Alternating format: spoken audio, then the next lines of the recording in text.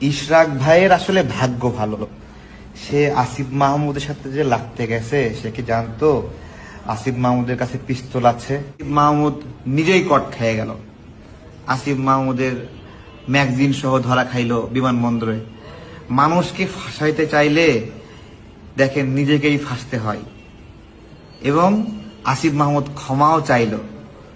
আবার ক্ষমা চাইলো তো ভালো কথা, নিউজ হইল, সেই নিউজগুলো 5 মিনিটের মধ্যে আবার ডিলিট হয়ে গেল।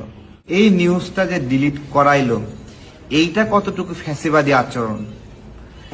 যে ভিডিওটা ফাঁস হয়েছে, জুলকারনাইন শের ভাই ফাঁস করলো, এই ভিডিওটা ফাঁস না করলে এটা কিন্তু গুজব হিসেবেই চালাই দিত। কারণ জনগণের মূল তথ্যের ভিত্তি হলো নিউজ, আর সেই নিউজগুলো ডিলিট করা মানে কি, হয়তো ঘটনা মিথ্যা। এবং এইটা কিন্তু আসিফ মাহমুদের ভক্তরা তারা বলিও শুরু করছে যে এটা গুজব, এটা মিথ্যা। ইশরাক ভাইয়ের আসলে ভাগ্য ভালো।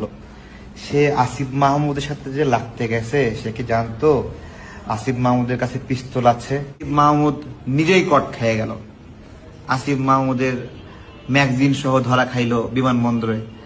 মানুষকে ফাঁসাইতে চাইলে দেখেন নিজেকেই ফাঁসতে হয়। এবং আসিফ মাহমুদ ক্ষমাও চাইলো। আবার ক্ষমা চাইলো তো ভালো কথা, নিউজ হইল, সেই নিউজগুলো 5 মিনিটের মধ্যে আবার ডিলিট হয়ে গেল। এই নিউজটা যে ডিলিট করাইলো, এইটা কতটুকু ফ্যাসিবাদী আচরণ। যে ভিডিওটা ফাঁস হয়েছে, জুলকারনাইন শের ভাই ফাঁস করলো, এই ভিডিওটা ফাঁস না করলে এটা কিন্তু গুজব হিসেবেই চালাই দিত। কারণ জনগণের মূল তথ্যের ভিত্তি হলো নিউজ, আর সেই নিউজগুলো ডিলিট করা মানে কি, হয়তো ঘটনা মিথ্যা।